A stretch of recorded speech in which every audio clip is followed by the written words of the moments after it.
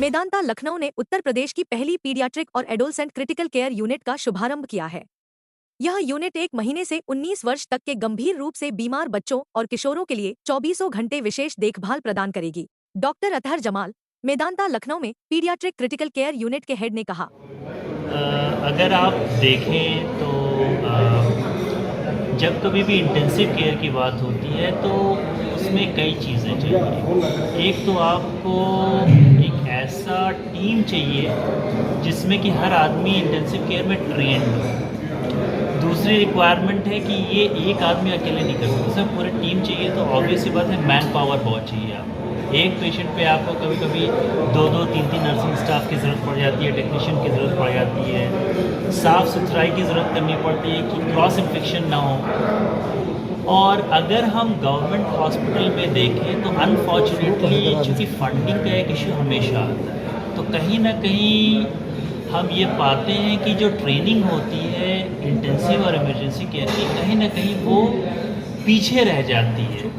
आप एक देखें, एक डॉक्टर होता है, वो ओपीडी में बैठ के मरीज़ों को देता है, मरीज़ उसके पास चल के आते हैं, बताते हैं मुझे बुखार है और ज़ुकाम है, मुझे दवा देती है, वो पर्चा लिख के आपको भेज देते हैं। लेकिन एक तरफ आप दूसरी हाल ये होती है कि बच्चा बोलने की कंडीशन में, मरीज़ बोलने की कंडीशन में नहीं। तो ये जो इमरजेंसी और आईसीयू एरिया होता है उसमें बहुत सारा बजट, मैन पावर इशू होता है, और कहीं ना कहीं अनफॉर्चुनेटली हम वो लेवल जो हमारा पब्लिक सेक्टर है वो हम वहाँ प्रोवाइड नहीं कर पाते, और चूँकि वो केयर वहाँ प्रोवाइड नहीं कर पाते तो हमारी ट्रेनिंग भी वैसे नहीं हो पाती है। इसलिए हमें इन सारे ट्रेनिंग्स के लिए कुछ डेडिकेटेड इक्का दुक्का सेंटर्स हैं। अगर आपको पीडियाट्रिक इंटेंसिविस्ट की मैं बात करूँ तो डीएम की डिग्री जो मेरी है वो आपको पूरे इंडिया में 3 जगह मिलती है, या तो एम्स में है, या तो जिपमर पौंडीचेरी में है, या फिर आपको ये पीजीआई चंडीगढ़ में।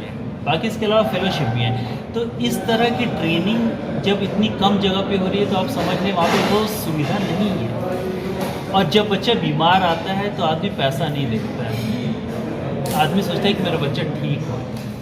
तो हमें ये प्रतीत हुआ कि अभी भी यूपी में, मैं लखनऊ की बात नहीं कर रहा हूँ, पूरे यूपी में कोई भी ऐसी टीम नहीं है पीडियाट्रिक इंटेंसिव केयर की जो इस तरह से गंभीर बच्चों का इलाज करे। हमारे पास बच्चे अभी पिछले 1 महीने में ऐसे बच्चे आए हैं, कोई मलेरिया था, कोई टाइफाइड था, कोई स्क्रब टाइफस, कोई डेंगू था, जिसका दिल नहीं काम कर रहा है, किसी का दिल भी नहीं काम कर रहा है, बीपी भी नहीं काम कर रहा है, प्लेटलेट काउंट भी है, ब्लीड किया जा रहा है। मतलब एक अंग किसी का काम नहीं कर रहा है, किसी का 2 अंग काम नहीं कर रहा है, किसी का 4 अंग काम नहीं कर रहा, 5 अंग काम कर रही है। इसमें गारंटी तो नहीं रहती, लेकिन हमने अभी तक ज़्यादातर बच्चों को यहाँ पे ठीक किया है। और अनफॉर्चुनेट इवेंट भी होते हैं। आप जब इस तरह के मरीजों का इलाज करेंगे तो आप 100% वर्ल्ड ओवर कहीं पे भी जाएंगे 100% सर्वाइवल आपको नहीं मिलेगा। लेकिन हम ये कोशिश कर रहे हैं कि दुनिया में कहीं पे भी जो केयर मिल सकती है वो हम यहाँ लखनऊ में मरीजों को प्रदान करें। और ये सेवा आपको जाहिर सी बात है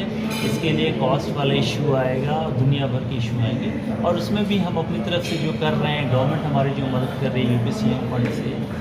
इसके अलावा भी हम ईआईसीयू का कॉन्सेप्ट रखें कि अगर भाई हम किसी पेशेंट को ट्रीट डायरेक्टली नहीं कर पा रहे हैं तो हम यहाँ से बैठ के उस सेंटर पे अपने एक्सपर्ट कमेंट दे सकते हैं, वीडियो के थ्रू एक राब्ता कनेक्शन बना सकते हैं। तो यूपी को डेफिनेटली पीआईसीयू की ज़रूरत है, और उसमें मैं खुश हूँ कि मेदांता ने ये पहल की है, और मैं इसलिए भी खुश हूँ कि मुझे उसका भागीदार बनने का मौका मिला। And I am really happy and fortunate that कि मेरे पास एक से एक काबिल डॉक्टर यहाँ पे बैठे हैं। यहाँ पे मेरी या डॉक्टर पुष्पेंद्र की बात नहीं है, यहाँ पे जो भी बैठा है ये अपने फील्ड में माहिर है।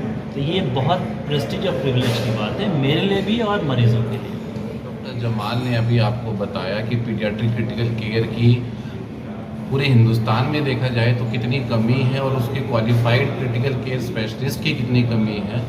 उसी को मद्देनज़र रखते हुए हमने इस चीज़ को भी मतलब सेम टाइम हमने रियलाइज़ किया कि एडोलसेंट जो एज ग्रुप है वो भी एक बहुत ही कंफ्यूजिंग और ग्रे जोन में लैंड कर रहा है, जहाँ पे ना वो पीडियाट्रिक क्रिटिकल केयर में सही से जा पा रहा है, ना वो एडल्ट क्रिटिकल केयर में जा पा रहा है। और उस एज ग्रुप के पेशेंट्स को बेस्ट टू बेस्ट रिजल्ट मिल पाए, उसको बेहतरीन ट्रीटमेंट मिल पाए, उसके लिए पीडियाट्रिक क्रिटिकल केयर और एडोलसेंट क्रिटिकल केयर का मैचअप करके दोनों टीम को मिक्स डिसीजंस लेके उस पेशेंट्स के ट्रीटमेंट को बेहतर बना के उसको आउटकम को बेस्ट रिजल्ट्स देने के लिए हमने एडोलसेंट क्रिटिकल केयर का भी गठन किया, जिसमें कि इन जो पीडियाट्रिक क्रिटिकल केयर है और एडोलसेंट क्रिटिकल केयर से एक डॉक्टर या 2 डॉक्टर 24 घंटे सुपर स्पेशलाइज्ड टीम्स हमेशा उस बच्चे के लिए वॉचफुल रहेंगी और उसके ट्रीटमेंट पे फोकस करती हैं।